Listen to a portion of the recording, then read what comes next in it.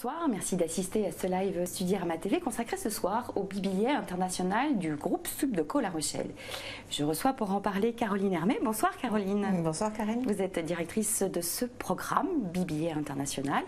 Et Mathilde, vous êtes diplômée de la promo 2011, aujourd'hui en activité, et vous avez connu les préoccupations que se posent les internautes aujourd'hui.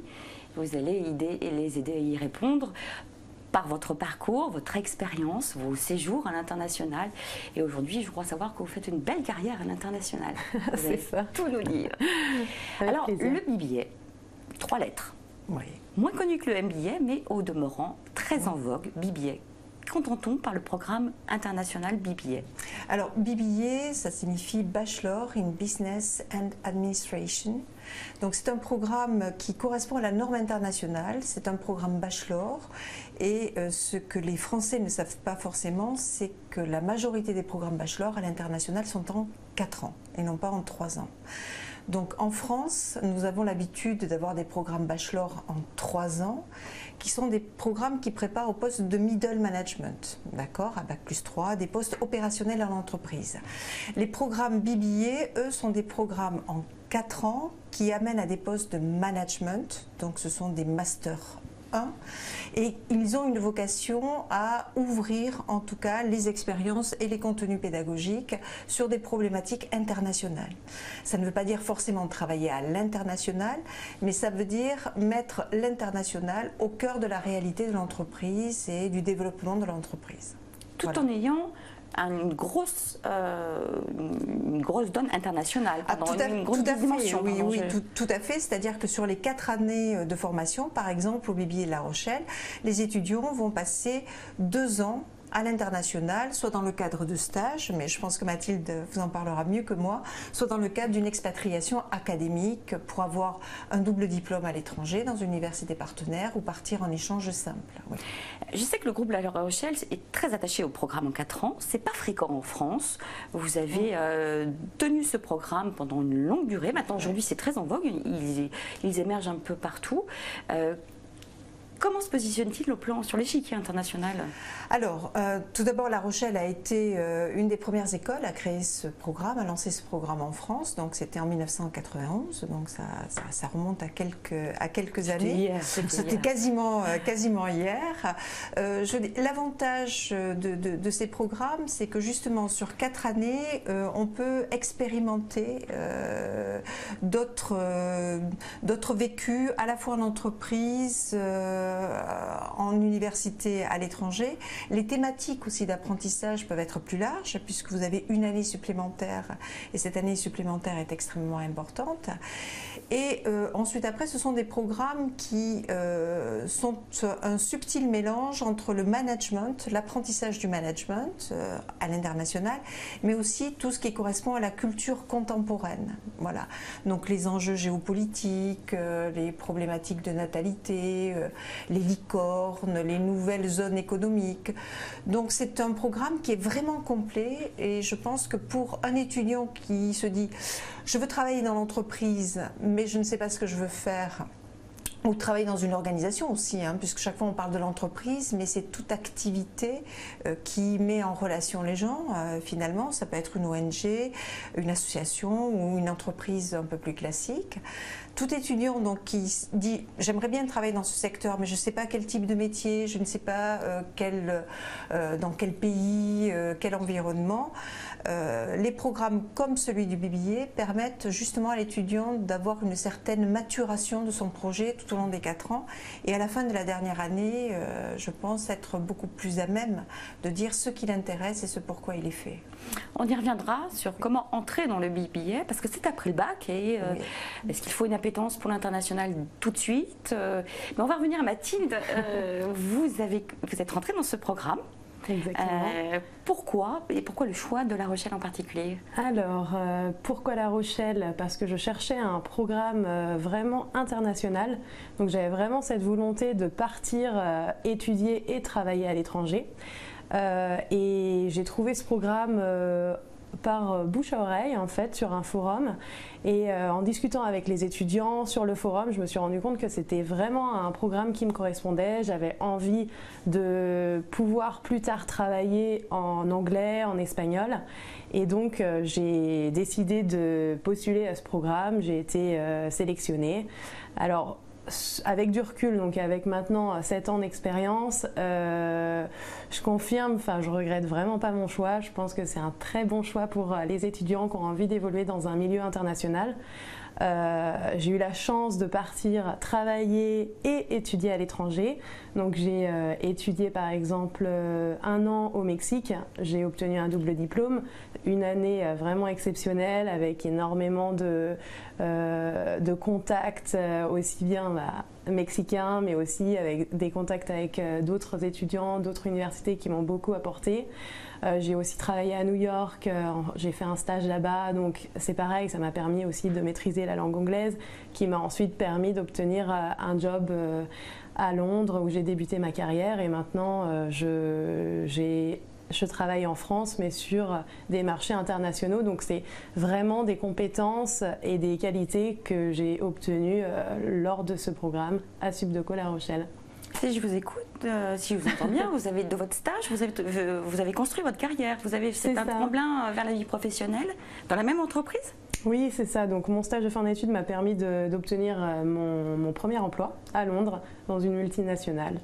Voilà. Mais pour en revenir aux études, quand j'ai commencé Subdeco La Rochelle, je savais en aucun cas que je serais aujourd'hui à mon poste actuel. Donc la vie est quand même faite de surprises. Je savais que je voulais travailler à l'étranger, mais je ne savais pas que je déciderais 4-5 ans après de me spécialiser dans les achats, par exemple. Ça, c'est un chemin qu'on fait au fil des années, au fil des rencontres aussi avec nos profs, avec les autres étudiants de la promo, et qu'on découvre qu'on a une envie particulière pour un domaine et un secteur d'activité en particulier.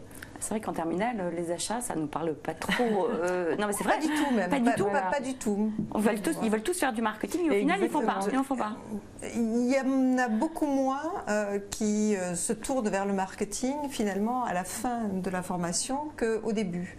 Je pense qu'au début, c'est effectivement marketing, finance, ressources humaines.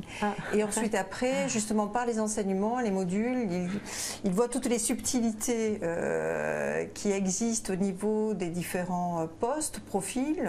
En finance, ils s'aperçoivent que ça peut peut-être être plus le contrôle de gestion internationale, ou justement les consolidations budgétaires au niveau international.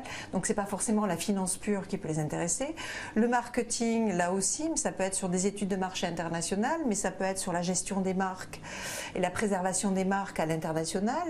Voilà, une entreprise française qui décide d'exporter, une entreprise agroalimentaire qui lance un nouveau produit et qui décide de l'exporter, et il y a toute une problématique aussi autour de la marque.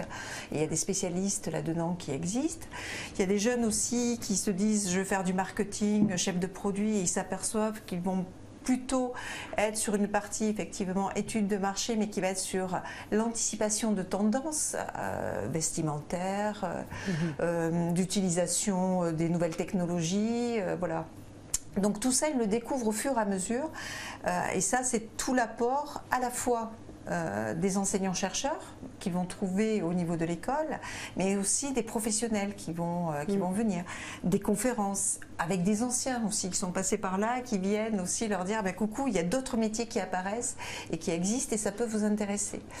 Donc ça, c'est important. Oui, et je rajouterais une chose, donc on personnalise notre parcours professionnel à travers en effet ces rencontres, les rencontres des professionnels qui viennent nous expliquer leur métier, parce que bien sûr quand on entre, on connaît vraiment pas du tout l'ensemble des métiers auxquels on va avoir accès à la sortie de notre école. Et ce qui est intéressant aussi, c'est qu'au-delà des 4 années, il y a une vie après le diplôme, et il y a des événements qui sont organisés avec les anciens du diplôme BBA et qui sont vraiment très sympas. Quand j'étudiais à Londres, quand je travaillais à Londres plutôt, j'étais invitée à des after-work avec les anciens du BBA. Donc c'est sympa, hein. Ça permet de continuer en fait de la construction de notre réseau professionnel en dehors de l'école. Ça, c'est la force des écoles, des écoles de management, d'avoir un réseau d'anciens, de s'appuyer sur un vivier d'entreprise et de spécialisation. Parce que c'est la question de Marina. Je rebondis, on reviendra sur les anciens. Marina vous demande quelles sont les spécialisations de BBA, puisque vous les les spécialisations sont cette année, hein, celles qui sont disponibles cette année, c'est Human Resource Business Partner, HRBP, comme on dit dans le domaine technique, donc une dominante ressources humaines. Vous avez une dominante Supply Chain Management, achat. Vous avez une dominante qui est finance, mais finance internationale, donc on est plutôt sur des éléments presque boursiers internationaux. Vous avez une dominante qui est sur le management du luxe. Vous avez une dominante sur la vente vraiment auprès de très grands comptes internationaux, et vous avez une dominante qui concerne tous les nouveaux business models, que ce soit qui soient par exemple liés à la silver economy, c'est-à-dire à l'économie liée au fait que la population vieillit de plus en plus, donc ça induit, donc ça induit ça, mais la green economy aussi, qu'est-ce que ça impacte? Et chaque fois on essaie de faire le lien en disant toutes ces nouvelles techniques, toutes ces nouvelles organisations, quel est l'impact justement sur les nouveaux modèles de management? Voilà.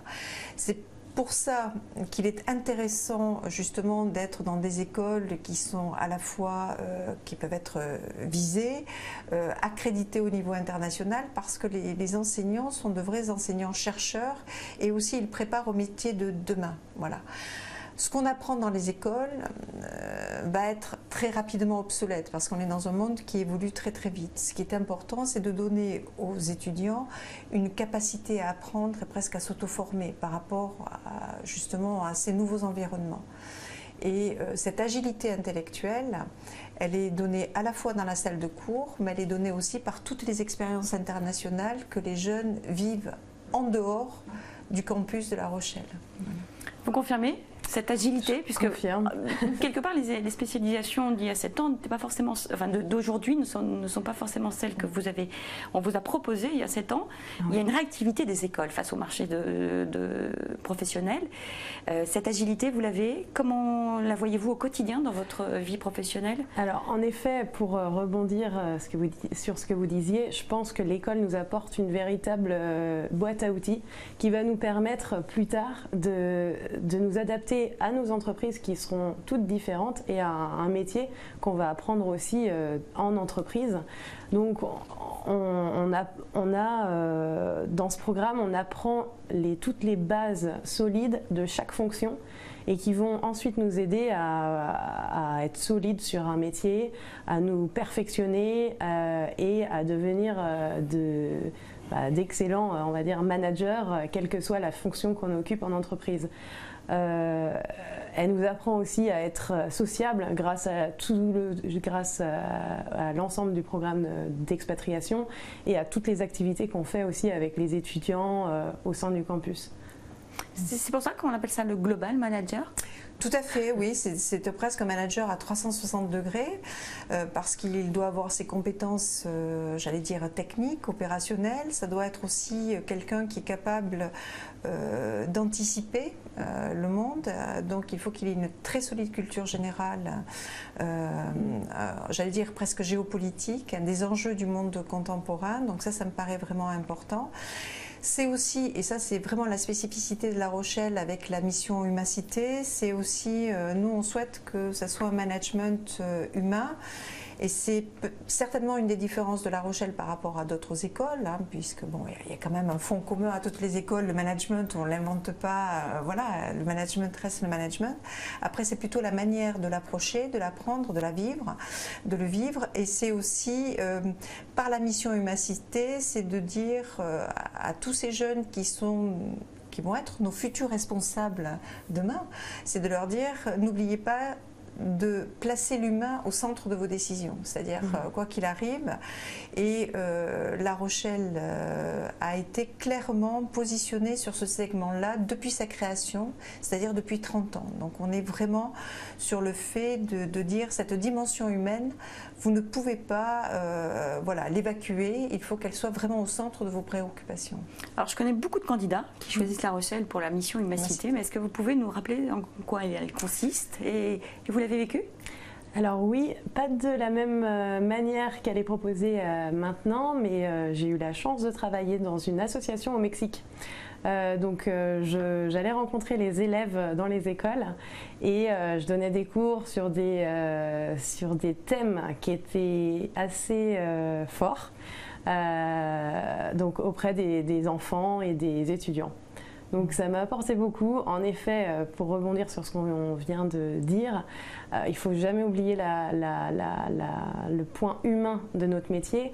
Les étudiants de La Rochelle seront amenés à devenir des managers, à gérer de l'humain. Et quoi qu'il en soit, qu'on soit en ressources humaines, en achat, département commercial, marketing, c'est finalement des personnes qu'on va gérer et on retrouvera toujours les mêmes qualités qu'il faudra développer en entreprise. Donc c'est hyper important et aussi il faut savoir que contrairement aux générations précédentes, nous, à notre âge, on va évoluer en entreprise sur des fonctions multiples. Donc si aujourd'hui je suis en train de travailler dans le département achat, sans doute que dans 5 ans, je serai dans un autre département. On ne fait plus carrière dans la même fonction, dans la même entreprise pendant 30 ans. Ça change, donc il faut savoir être flexible et s'adapter à ces changements. Alors, même par rapport à ça, et pour rebondir avec une de vos questions précédentes sur le côté international et interculturel, la mission Humacité, je pense, c'est complètement symptomatique du côté international de la formation. L'international, c'est le moyen pour les étudiants de s'ouvrir à d'autres pratiques, d'autres cultures. Et nous aussi, par la même occasion, école, nous nous améliorons grâce à l'international et aux autres pratiques et aux autres cultures de nos partenaires.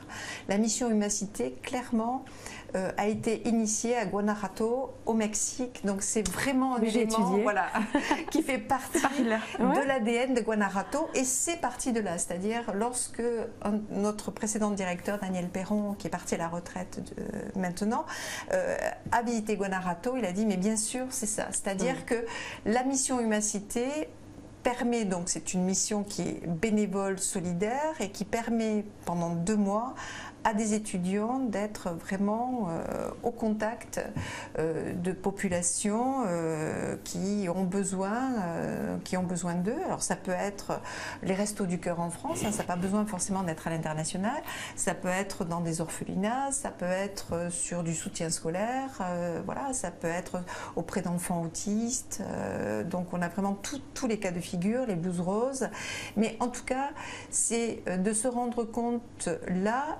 de la notion d'engagement, d'investissement personnel, et il y a toujours un avant et un après la mission Humacité, c'est-à-dire qu'avant les étudiants disent bon, je n'ai pas forcément envie de me lever, d'aller en cours, bon, de faire un truc.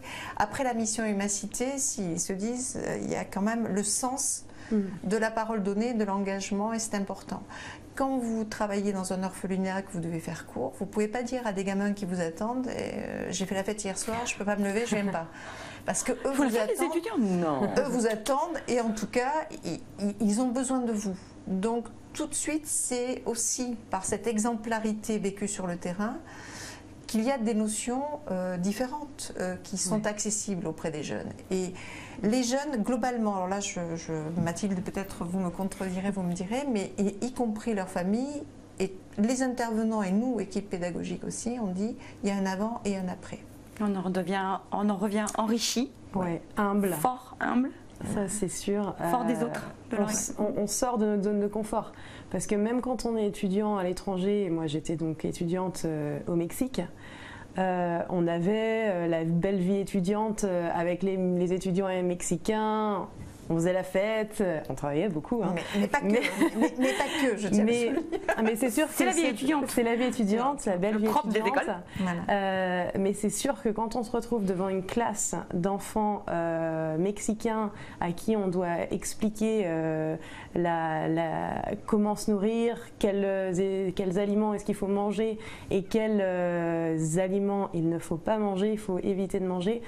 Par exemple, le Mexique, c'est le pays où il y a le taux d'obésité le plus fort au monde. Voilà, quand on se retrouve dans ces conditions, c'est dur et il faut le faire parce qu'on est là et qu'ils nous ont consacré du temps, donc il faut y aller, mais on sort de notre zone de confort. Et après, en effet, on se dit waouh! Et dis donc, si j'ai réussi à faire ça aussi, c'est que je vais réussir à mettre en place tous mes projets personnels et professionnels. Ça aide beaucoup en fait. Il faut le vivre pour comprendre. C'est propre à La Rochelle, ça n'existe pas ailleurs. Non, souvent ailleurs, il y a des missions, on va dire solidarité type service civique, qui peuvent être quelques heures par semaine sur plusieurs semaines, voilà. Mais l'immersion totale et absolue pendant une période aussi longue, c'est La Rochelle, vraiment. Alors, beaucoup de questions arrivent sur l'international. Alors, la dimension internationale, d'abord le niveau de langue demandé, les destinations que vous proposez, les aides possibles. Ça, c'est Adrien. Lily vous demandait quel niveau de langue il faut-il avoir. Ça effraie tout le temps. On est en terminale, c'est pas facile d'arriver à évaluer son niveau linguistique et ce que vous demandez. Et puis ensuite, nous viendrons au métier préparé, mais surtout, nous viendrons aux conditions d'accès à cette formation. Je rappelle pour ceux qui nous regardent. Je démarre sur la partie internationale un peu. Ça effraie quand même. Il ne faut pas que ça effraie parce que le niveau de toute façon de langue d'un élève lambda à l'issue de la terminale est un niveau qui est moyen. De manière générale, voilà. Donc le français, pour des tas de raisons, on l'entend, on le voit en dehors des classes BIBAC et des cas très particuliers, le niveau est moyen. Ce que l'on demande à un jeune qui veut rentrer dans des formations internationales, c'est d'aimer s'ouvrir à d'autres cultures, c'est-à-dire de ne pas avoir peur de pratiquer même les langues étrangères, même si ça n'est pas, j'allais dire, par exemple l'anglais, si ça n'est pas un anglais de Shakespeare, de la BBC, ça n'est pas un problème. Parce qu'une fois qu'il rentre, c'est à nous, école, de nous occuper de lui et de l'aider à progresser. Donc ça, c'est notre job. Donc une fois qu'il est rentré, voilà, donc nous, on l'amène au niveau requis pour suivre soit des études en espagnol, soit des études en anglais, en allemand, voilà, il y en a un italien, il y a le portugais, donc il y a plusieurs langues comme ça. Donc j'allais dire, il ne faut pas que le jeune se mette des barrières, il faut juste qu'il se pose la question, est-ce que j'ai envie de m'ouvrir à d'autres cultures et est-ce que j'accepte de partir? Parce qu'il ne va pas rester 4 ans au même endroit. Voilà. Si la réponse c'est je n'ai pas peur de le faire, dans ce cas, voilà, il présente le concours d'entrée, qui est le concours Sésame nous concernant. Voilà, et une fois qu'il est intégré, qu'il est admis à La Rochelle, comme dans d'autres écoles, bah, c'est à nous de le motiver, de lui donner les outils pour qu'il progresse. J'allais dire, c'est notre métier, nous en tant qu'école, c'est notre mission.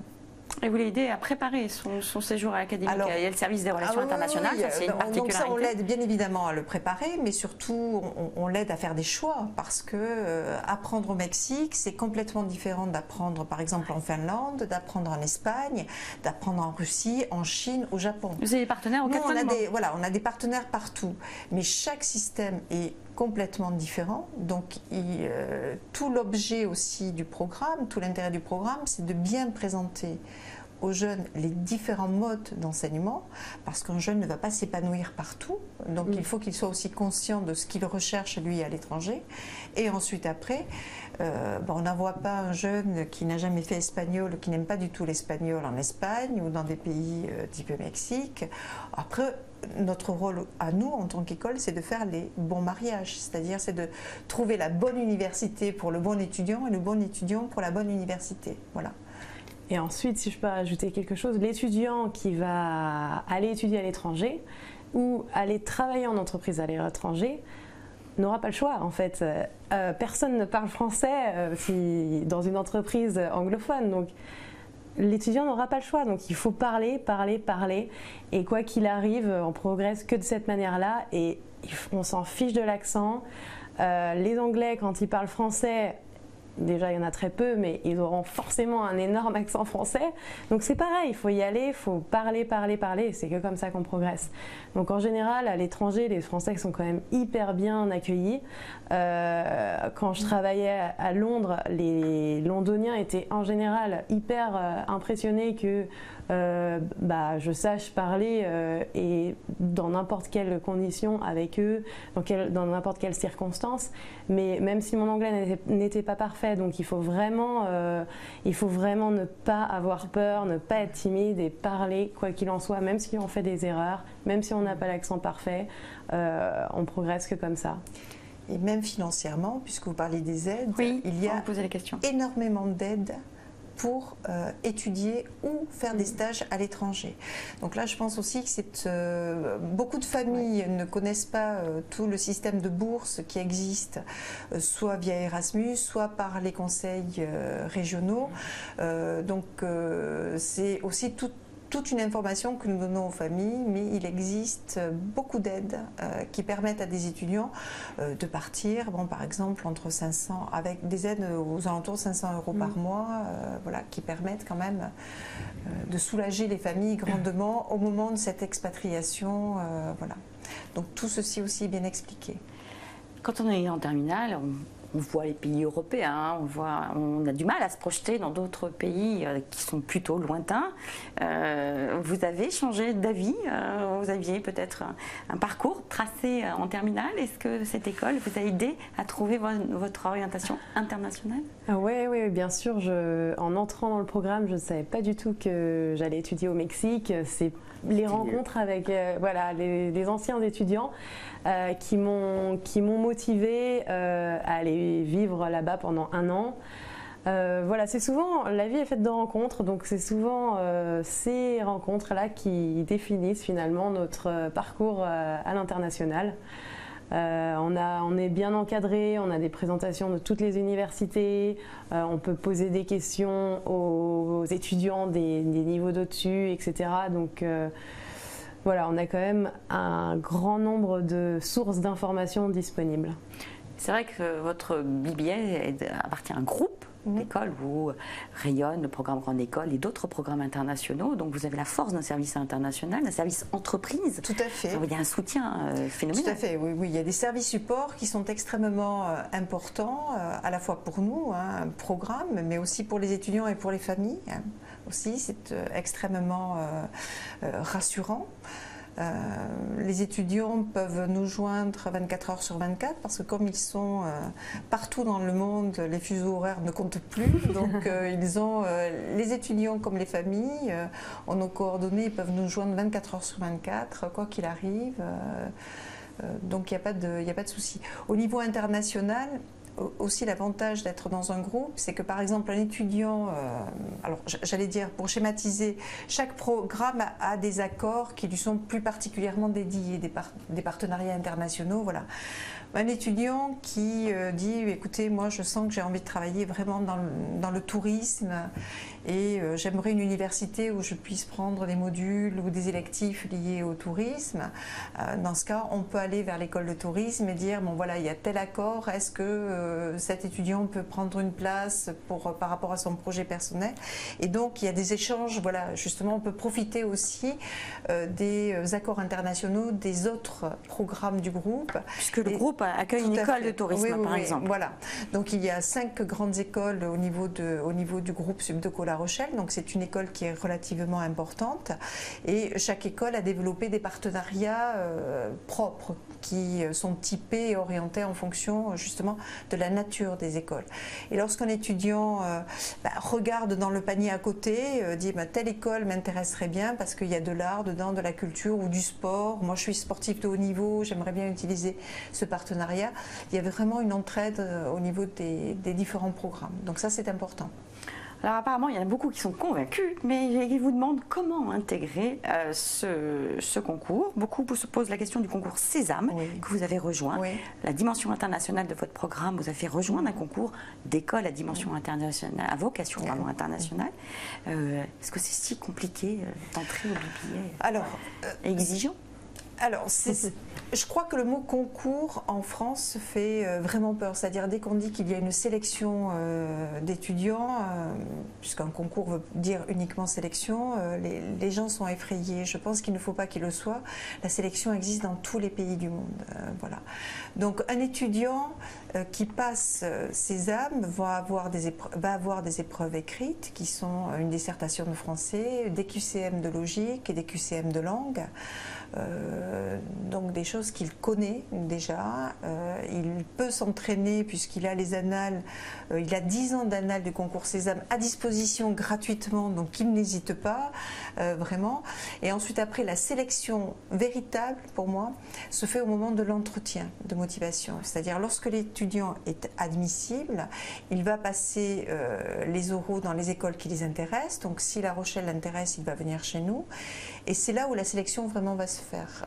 On va voir si l'étudiant correspond à nos valeurs, à notre profil, mais l'étudiant aussi va nous choisir. C'est-à-dire que ça se fait vraiment dans les deux sens. Chaque fois, les étudiants sont terrorisés en disant « vont-ils me choisir moi ?» Mais est-ce que l'étudiant va choisir l'école aussi? Il faut qu'ils viennent sentir l'ambiance et je pense que là, c'est important aussi. Peut-être, je ne sais pas, vous pouvez rajouter quelque chose, Mathilde? Oui, alors surtout, il faut que les étudiants soient eux-mêmes. L'école de La Rochelle recherche des étudiants en général passionnés, qui aiment la vie, qui ont un projet plus ou moins défini. Donc vraiment, soyez vous-même, partagez vos passions et parlez avec votre cœur. Dites pourquoi ça vous intéresse de suivre vos études à Subdeco La Rochelle. Et c'est que dans ces conditions qu'on verra si l'étudiant est motivé ou pas. Enfin ouais, quand on est terminale, c'est pas un exercice familier surtout. Là, on n'est pas habitué à parler de son avenir. Je comprends, puisque c'est vraiment les questions que nous avons lors des journées portes ouvertes. C'est mais est-ce que je fais pour ça? Est-ce que je suis suffisamment bon? Donc il y a toujours des peurs, des freins. J'ai le niveau en langue. Alors donc là, mais vraiment qu'ils arrêtent de se poser cette question-là. J'allais dire, souvent les étudiants ont une opinion beaucoup moins bonne d'eux que la réalité. Voilà. Alors, le concours Sésame, on a des écrits, tout le monde passe les mêmes épreuves. Et ce qui vous distingue, c'est effectivement ce moment des entretiens que vous avez vécu. Vous êtes allé dans l'école. Ça vous a permis de sentir l'ambiance, par exemple? Ah oui, je me souviens d'ailleurs que c'est les portes ouvertes qui m'avaient motivée à postuler en fait à ce programme, parce que c'était l'opportunité pour moi en tant que jeune lycéenne de terminale d'échanger avec les étudiants. On n'a pas parlé de la vie associative aussi à Subdeco La Rochelle qui est extrêmement forte, et ça m'avait vraiment motivée. C'est hyper sympa de savoir qu'on peut s'engager dans l'équipe du BDE, dans l'équipe du BDI, le Bureau des étudiants internationaux. Il y a une véritable ambiance dans l'école qui est aussi à 2 pas de la plage, etc. Donc il y a une ambiance étudiante qui est superbe. Et voilà, donc on s'y projette assez facilement quand on est lycéen. Elle répond quand même à pas mal d'attentes. Il y a plein de cursus différents avec voilà, une vie associative très large, plein de façons différentes d'aller à l'étranger. Donc allez-y et puis vous verrez par vous-même. C'est vrai qu'avant de se projeter à l'international, parce qu'on a beaucoup parlé d'international, qui est le propre de votre formation, on vit quand même à La Rochelle. C'est quand même une vie plutôt sympathique. Alors c'est une ville qui est très sympathique. Moi-même qui viens de Toulouse, je peux témoigner puisque je suis rochelaise depuis 3 ans. Et vraiment j'ai été séduite, je reste séduite par la vie, la qualité de vie à La Rochelle. Donc en disant le côté côté proximité est très très agréable. J'allais dire aussi, pour rebondir par rapport à ce que vient de dire Mathilde, c'est que la spécificité aussi de La Rochelle, c'est d'avoir des promos à taille humaine, c'est-à-dire que nous sommes avec des promos aux alentours de 140 étudiants, justement parce qu'il faut que l'humain reste au centre de notre suivi, notre accompagnement, et que tous ces étudiants-là, on les suit individuellement. Donc il y a vraiment un suivi personnalisé de la part des étudiants et qui va les accompagner tout au long de leur projet, parce qu'ils ne vont pas tous progresser à la même vitesse. Pas tous avoir le même parcours. Pas tous avoir le même parcours, pas tous avoir la même maturité au même moment. Donc il faut aussi être là pour les aider à franchir des caps. Certains vont quitter leur famille pour la première fois. Et il faut qu'on soit là et qu'on les aide justement à rentrer dans cette vie d'adulte. À la fois la taille des promos, les équipes support qui sont relativement nombreuses à La Rochelle, et la taille de la ville permet une certaine sécurité aussi. Oui, c'est-à-dire que des jeunes, par exemple, alors on sait tous les jeudis soirs dans toutes les villes de France et de Navarre, ce sont les soirées étudiantes, donc je préfère le dire aux parents, le jeudi soir, ne cherchez pas à contacter vos enfants, en règle générale. Voire le vendredi matin. Voilà, ils ne seront pas dans leurs appartements. En revanche, le fait que La Rochelle soit une ville vraiment à taille humaine aussi fait que on peut suivre les étudiants ne sont pas en danger, on n'a pas de mise en danger de la part des jeunes, et ça c'est important aussi. C'est un critère auquel on ne pense pas beaucoup dans ces critères de choix. On regarde les visas, les accréditations que vous avez, on regarde beaucoup de critères soi-disant qui font foi, et ces critères-là sont souvent évincés, et c'est dommage. Les anciens, la vie étudiante, et vous témoignez qu'il fait bon vivre à La Rochelle. Il fait bon vivre, ouais. Tous les étudiants se baladent à vélo, l'école est dans un quartier très sympa, le quartier des Minimes. Le centre-ville est très sympa, on s'y loge facilement. Il y a plein de bars, plein de restos, plein de sorties. C'est le mot-clé là, ça c'est les mots-clés. Hein. C'est les mots-clés. Alors, le live touche bientôt à sa fin. Vous avez une grosse actualité, puisque vous introduisez l'alternance dans ce programme. C'est très innovant. Tout à fait. Alors, il y a quelques écoles internationales qui ont déjà démarré l'alternance. Donc nous aussi, nous nous y mettons à partir de la rentrée prochaine. Donc, la 4e année chez nous pourra se faire en alternance, donc avec 1 semaine à l'école et 3 semaines en entreprise. En France ? En France ou à l'international. Voilà, on a déjà de belles pistes, de beaux projets. Donc c'est important puisqu'on a quand même à la fois une forte demande et de la part des entreprises, des grands groupes internationaux, de PME aussi qui souhaiteraient justement pouvoir avoir des étudiants sur des périodes plus longues que le stage de fin d'études de 6 mois. Donc là, ça leur permettrait d'avoir des étudiants sur 12 mois d'une manière un tout petit peu différente. Et on a effectivement aussi des entreprises internationales qui nous demandent ça. Donc nous ouvrons à la rentrée prochaine, pour nos étudiants de 4e année, la possibilité de faire l'alternance. Oui. Qui est un formidable tremplin vers l'emploi, il faut le savoir. Tout à fait, tout à fait. L'employabilité n'est pas un problème pour aucun étudiant du BBI La Rochelle. Quels sont les taux à peu près? Où travaille-t-il? On vous demandait des métiers. Alors donc là, il travaille dans tous les secteurs d'activité. Ça peut être dans la finance, les achats, les ressources humaines. On peut en avoir. Il y en a qui travaillent les départements commerciaux. Il y en a qui travaillent chez Warner Bros, Microsoft. On en a chez L'Oréal, mais on en a aussi dans des PME innovantes, des startups. Donc tout dépend vraiment du profil des étudiants. Et à 6 mois après leur sortie, de toute façon, nous avons 100% des étudiants qui sont en poste. Beau taux de placement. Voilà, donc je pense que l'employabilité n'est pas un souci. Il y a un retour sur investissement qui est réel. Voilà. Dernier mot, il y a une étudiante qui vous demandait tout à l'heure quel est vraiment ce qui vous a séduit dans la formation à La Rochelle. S'il y avait un mot ou une anecdote, les deux. Non, je dirais vraiment ce que je retiens, c'est l'expatriation, vraiment 2 années très riches en expérience, et le réseau d'étudiants qui sont nos amis pendant pendant nos années d'études, qui restent nos amis, mais qui vont être aussi parfois nos collègues, parfois nos fournisseurs, parfois nos clients. Donc c'est un petit monde en fait, on se rend compte quand on travaille qu'on est facilement amené à travailler avec nos anciens potes de promo, et vraiment c'est super important de construire un réseau solide. Donc je retiens surtout ces deux choses. L'expression, la vie est un petit monde, hein. Le monde est petit, pardon, excusez-moi. Caroline, juste un mot aussi pour cette formation. Il faut quand même insister sur le fait que vous recrutez hors Parcoursup, donc vous échappez à ce calendrier, sauf le calendrier Sésame. Mais donc c'est une particularité aussi, il faut le dire, et on approche. Tout à fait. Donc la clôture des inscriptions est le 25 mars pour le concours Sésame, et samedi prochain, le 17 mars, ceux qui peuvent venir nous voir à La Rochelle, nous avons une journée portes ouvertes et nous les accueillerons avec plaisir. Ils découvriront les locaux, ils découvriront les profs, les étudiants, l'administration, les murs, voilà, donc ils verront tout. Je vous remercie, mesdames, pour cette transparence et ce vécu. Mathilde, ce n'est pas un exercice facile auquel vous vous êtes prêtée, sachez-le. Caroline, merci de votre fidélité.